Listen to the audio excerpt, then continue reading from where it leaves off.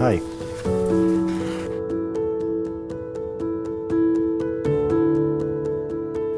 The circular economy is about people. It's all about people. When we discuss the concept of the circular economy, very often we think of material flows, we think of eco-design, we think of secondary raw material markets, but really the piece that we forget is that at the center of all of this is people. Yes, there are certain things that we want to see in the world. Do we want to prevent biodiversity collapse? Do we want to address climate change? Do we want clean, renewable energy sources? Yes, of course to all of that. But the reason behind it is really self-preservation. It's about people. It's about creating societies where we can live and prosper comfortably on this planet. But our systems are failing.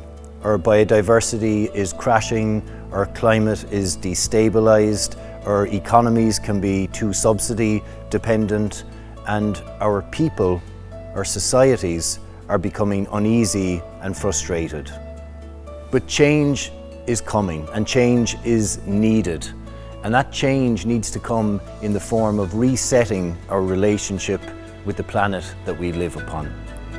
We need to have a paradigm shift where we understand that we are part of a wider ecosystem, that we fit into that ecosystem and we can contribute to it in a way that it can flourish and it can develop.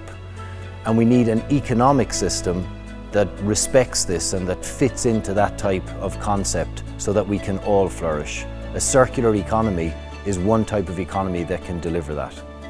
So let's zoom in on that circle, and when we zoom in, we see that at the heart of the circular economy, it's all about people. From the extraction of raw materials, it's about putting an end to forced labour and awful working conditions of people in certain mines around the world.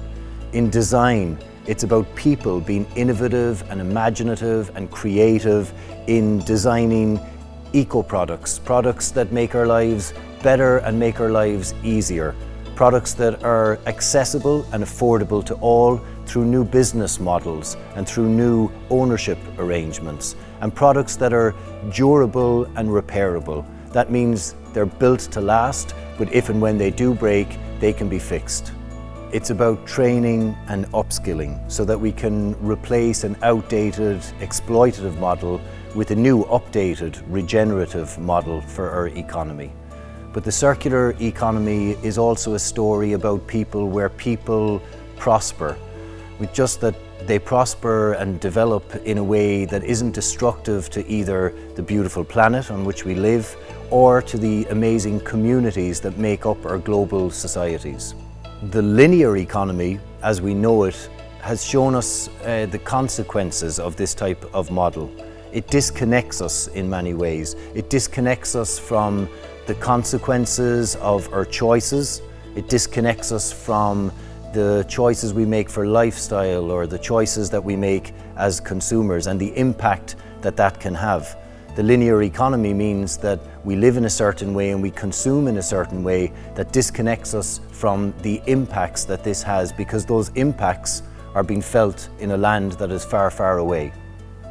So we have a choice to make, the choice to move away from a linear economy. We know that the linear economy in some ways has delivered us positive development, but we know which aspects of it work and we know which aspects of it do not work.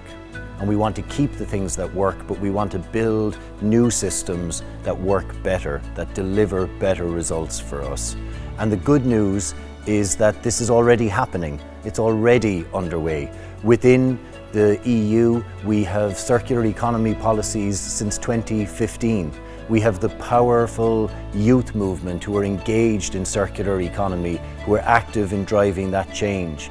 And we have people, innovators, businesses, different sectors who've grabbed hold of this policy framework and are using it to drive this agenda forward, to be creative, to create this new circular economy.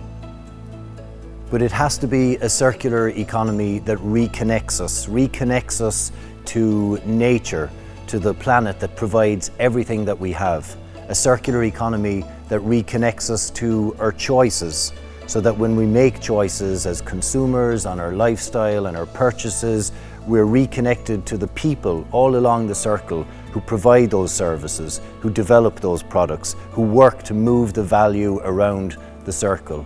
And at its best, it reconnects us to them in a way that we no longer tolerate exploitation, either of people or of our valuable habitats. So the circular economy is an exciting prospect. It requires key people to make key strategic decisions to help drive this change, the change that can deliver for all. But essentially, it's about people.